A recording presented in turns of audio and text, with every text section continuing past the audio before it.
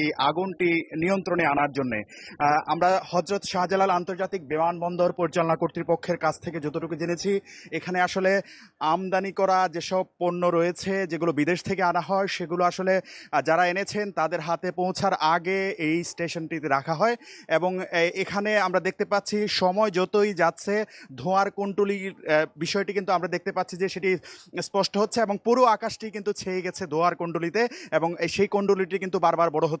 এবং আমরা এখনো পর্যন্ত দেখতে পাচ্ছি যে এই কার্গো কমপ্লেক্সে কিন্তু এখনো পর্যন্ত সেই আগুনের যে লেলিহান শিখা সেটিও আমরা দেখতে পাচ্ছি। আমরা দেখতে পাচ্ছি উপরে ধোঁয়ার কুণ্ডলী, নিচে কিন্তু সেই লাল আগুনের চিহ্ন আমরা দেখতে পাচ্ছি। সুতরাং বোঝাই যাচ্ছে যে এখনো পর্যন্ত সেই আগুন যেটি শুরু হয়েছে সেটি কিন্তু এখনো পর্যন্ত জ্বলছে।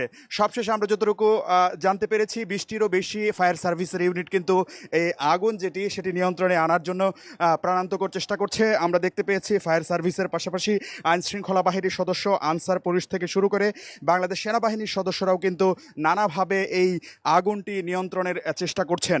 ঠিক কোন জায়গা থেকে এই আগুনের সূত্রপাত হয়েছে বা কিভাবে এই আগুনটি লেগেছে সেটি আসলে তদন্ত করে দেখার বিষয়। এখনই পর্যন্ত আসলে সেই আগুনের সূত্রপাতের বা আগুনের কারণ সম্পর্কে আসলে কেউই তেমন কিছু বলতে পারছে না। সবাই চাইছেন আসলে প্রথমে আগুনটিকে নিয়ন্ত্রণে আনার জন্য, পরবর্তীতে হয়তো কোন কারণে আগুন লেগেছে তদন্তের মাধ্যমে সেটি অনুসন্ধান করে আসলে হয়তো বের করে আনা হবে।